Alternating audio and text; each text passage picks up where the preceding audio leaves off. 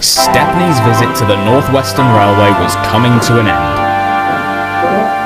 I'll miss you all. We shall miss you too, Stepney. Oh, thank you, sir. Attention, everyone. I have a very important message to all of you. My railway is very busy, and I am pleased with you, but you need help. Sadly, a diesel is all that's available on British Railways, so please do your best to avoid any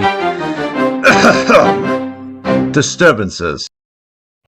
Beg pardon, but what could he possibly meant by that, James?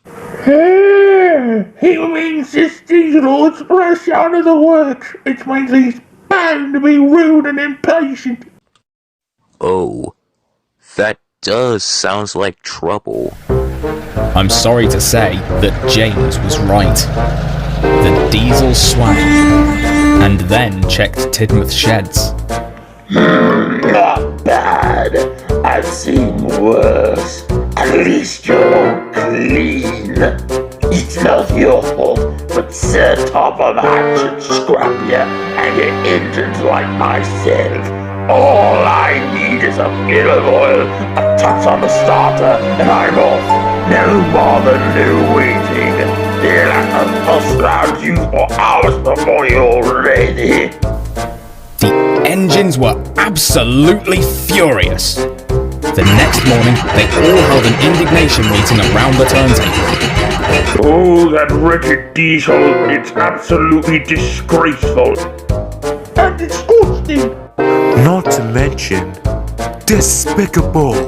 Aye, we that diesel's totally us outdated in Scotland. Right, Doogie? Right, Gunny. But that one, it takes the biggest cake ever. We won't stay mute about that behavior here. Aye, but what can we do about it? It's not like a miracle would just appear out of nowhere. Luckily, the miracle came sooner than expected. The diesel was purring peacefully. An inspector arrived from the mainland to see how he was doing. As he was checking the final adjustments, the wind tugged at the inspector's hat. The diesel was ready. Or so he thought. Look at me, old timers. Now I'll show you how it's done. As he rolled proudly towards his coaches, it happened.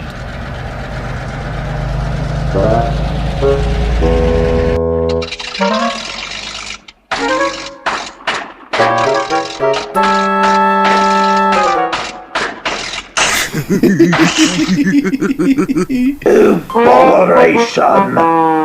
Meanwhile, the inspector was looking for his hat. The diesel seethed with fury as Duck and Stepney pushed him back to the shed. My bowler hat! You silly diesel have sucked it through your air intake! Who cares about your flipping hat, sir? The train D261 was supposed to take is due to leave. You'll have to take it, Duck. Oh, of course, sir. Could Stepney help me, since it might be too heavy just for me? Stepney, you think you and Duck could double-head the train, please? Of course, sir. Stretching my wheels is all I need on my last day on Sodor.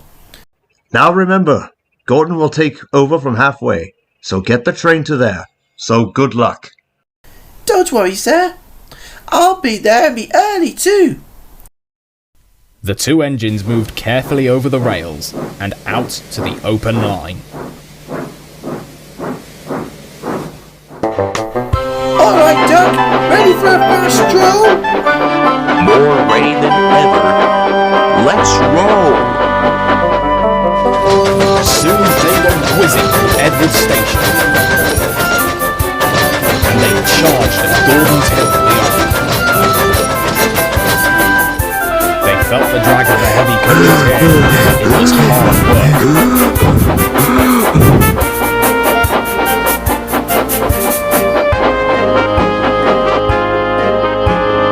But at last, they were running smoothly on the line toward the big station.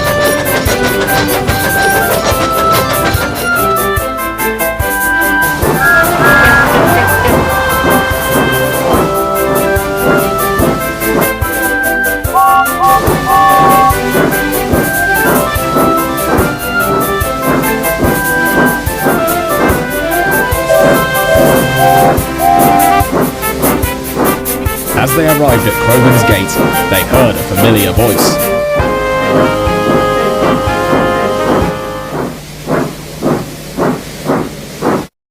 Hello, you're 10 minutes early. That's one in the headlamps for that diesel.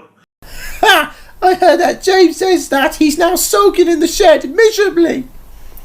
Serves him right, must take we're out the day.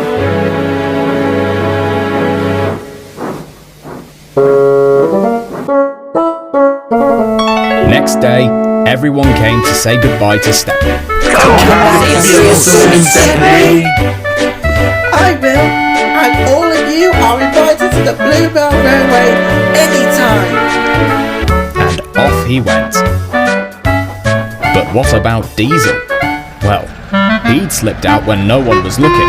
He said goodbye to no one, but he left two things behind. A rather nasty smell and a battered bowler hat.